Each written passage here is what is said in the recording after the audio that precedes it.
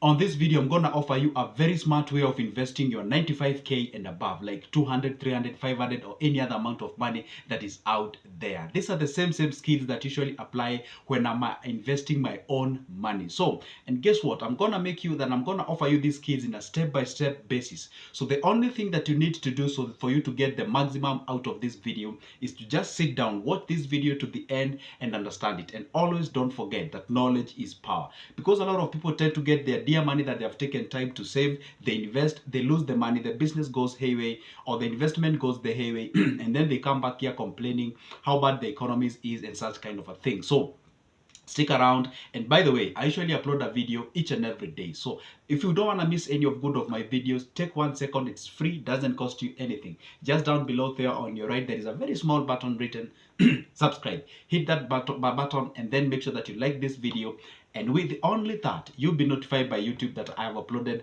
a new good video. So let's get into today's business. Now, the point is this: way before even taking your money from the bank or whatever the place that you've invested your money, or rather you've been saving your money, there are some things that you need to ask yourself before you put your money out there.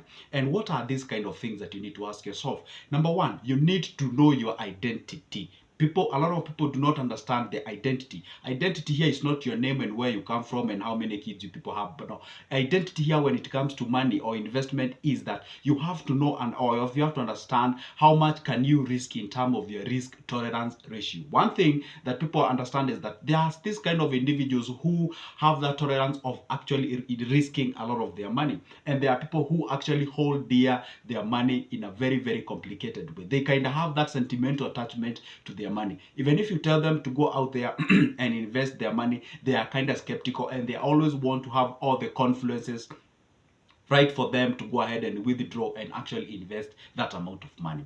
The other thing that you're supposed to understand yourself is this: is this amount of money that you have right now the only dear money that you have, or do you have this money and then you have other flow of income that is there? Maybe you're employed, or maybe you have other side hustles that you usually do that brings you money day to day. For example, let's say this money is the only cash that you have. Maybe let's say you are employed somewhere, you want to get started with guys, forgive me, some call, okay? So let's say you're employed somewhere and then you want to get started to business because you want to employ yourself. Then and only then, that means that this money that you're having right now, it's the only dear money that you have, and you want to put it somewhere so that it can give you the daily bread as well as you progressing to the next level. So that is the money that you're supposed to take it at a very keen. You have to be cautious, and when you're investing this money, you need to be very, very keen and have all the knowledge that is required. The other way around, let's say this amount of money, you've saved it for a certain period of time, but you want to get started because you have another source of income, money is flowing in, and for that you want to maybe increase another source of income just to supplement what you have as of now. Now, the point is this: the moment you understand where you are, then that is now tells you this is what fits you and this is what doesn't fit you. For example, let's say you have your 200k out there, and then you want to invest in money market fund, but you do not have any other source of income. If you put all your 200k into money market fund, you usually get your result at the end of the year. That does not mean that you're gonna wait a whole year for you to start paying your bills. Of course, that would be an appropriate way to invest your money when you're starting. The secret that I use personally is to do what we call the diversity and spread of my risk. I don't want to put my money in one area when I know one thing: we are not supposed to put all our eggs in one basket. What I advise people to do is to make sure that if you want to get started with investment, it is good to spread your risk. Invest in diversify your investment. For example, let's say you want to start with stock shares. You cannot put all your money, like 200 G's if the only amount of money that you have, into stocks, or put it in money market fund or balance fund or index fund or what have you, or maybe bonds and whatever. So one thing that you're supposed to understand is this: if you are this kind of an individual who is attracted towards investment, or you are attracted towards businesses, because those two things are too different in terms of identity. Business is where you work for the money. It's where you start a conventional business like me and you knows, like cereals, butchery, cosmetics, hardware, and those kind of things. Those are businesses, all right? You're required to be there. Like there is a sort of a physical as well as mental engagement in those businesses.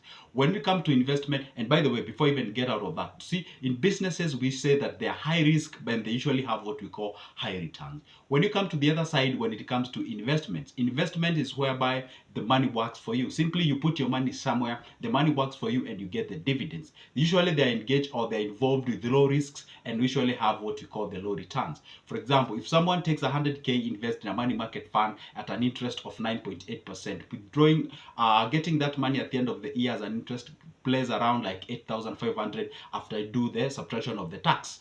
And now the other individual took the same 100,000, went and started like say a cereals or maybe like a butchery or whichever that kind of conventional business out there. Definitely those two individuals will make a different amount of money. But there is one who is sure that at the end of the year I'll get my money back and I'll get my interest as much as it's less. The other one is not even sure how the business will turn up, but they know one thing: if the business happens to pick up within that range of 1 year, then everything will be good and he will be making or she will be making more money compared to the other individual. So those are the nitty-gritties that you're supposed to understand and differentiate when you're starting your business. Because sometimes I get people approaching me and telling me, hey Joseph, I want to invest 100k.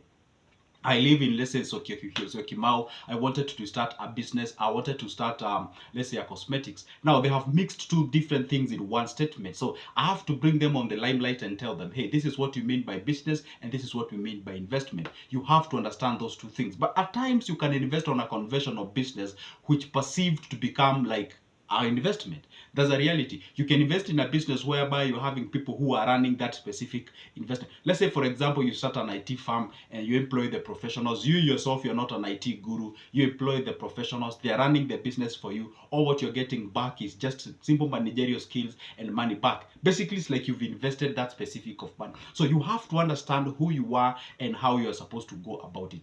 But in Kenya, where you are in terms of economies, over 85% of people tend to, to dive or maybe to dwell mostly on the business aspects. If you want to get started with businesses, this is like conventional way of starting your business, like the hardware, cosmetics, salon, executive, and all those kind of things.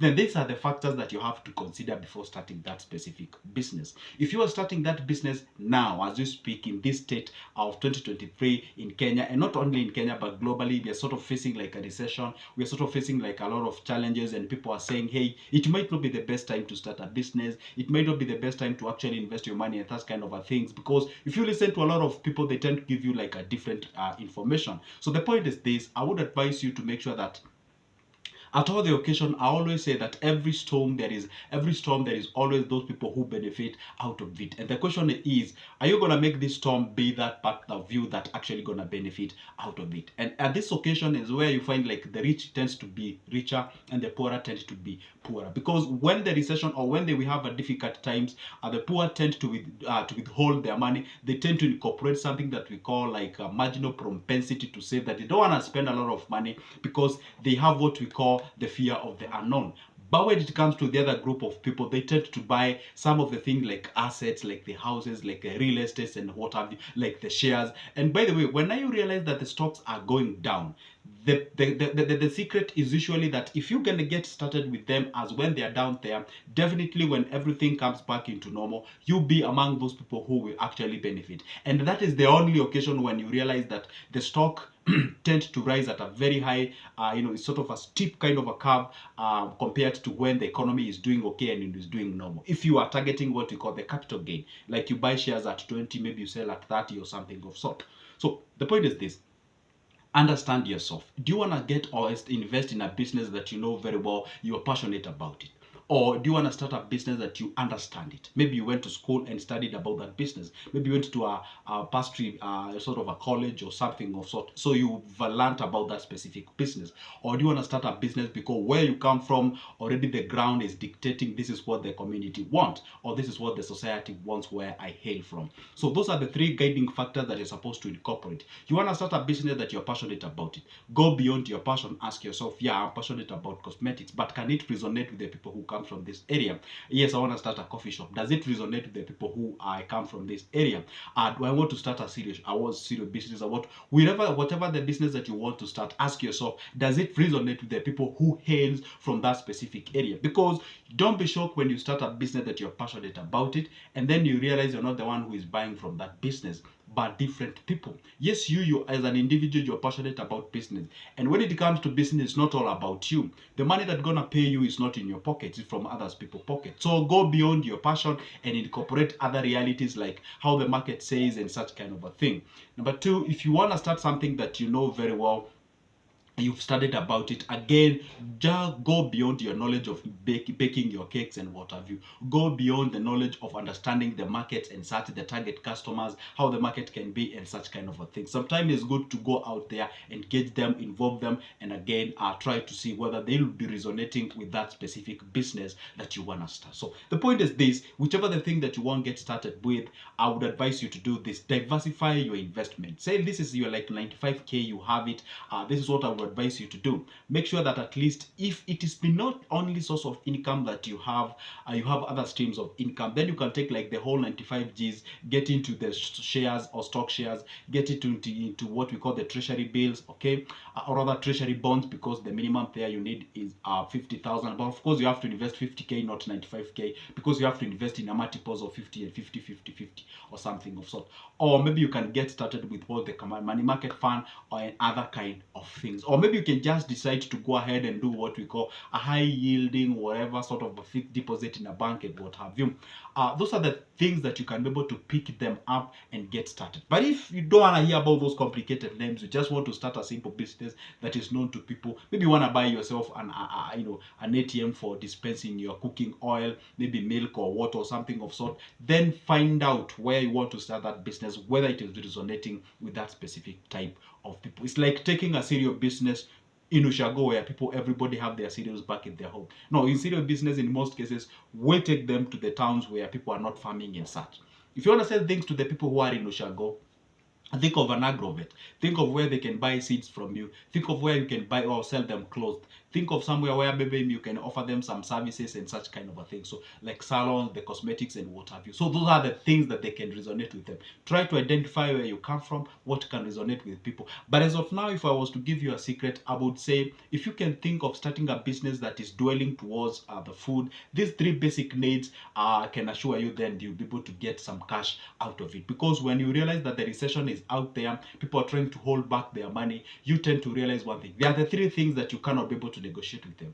That's the food, the shelter, and the clothing. The people have to be or have to buy those specific things. When I say clothing, like not like the higher designer clothing and such, just a thing that you can be able to resonate with the people of your target market. Anyway, guys, you know what? My name is Joseph. If this is the first time watching me, make sure that you subscribe if you love this kind of a content. I usually upload a video each and every day, and that's what I exactly do. Comment down below, tell me what you think. Share this video out if you're in a position to, and as well, like this video. That's a very essential time of needing. If you want to get any business plans, business profit, business guidance and consultation, grab my number from the description of this specific video. Give me a call. I offer those services. And if you would like to get business plans ready for you, I got them ready for you. You can get a copy. Text me on WhatsApp and you get your copy. For now, it's a goodbye and see you there. And don't forget,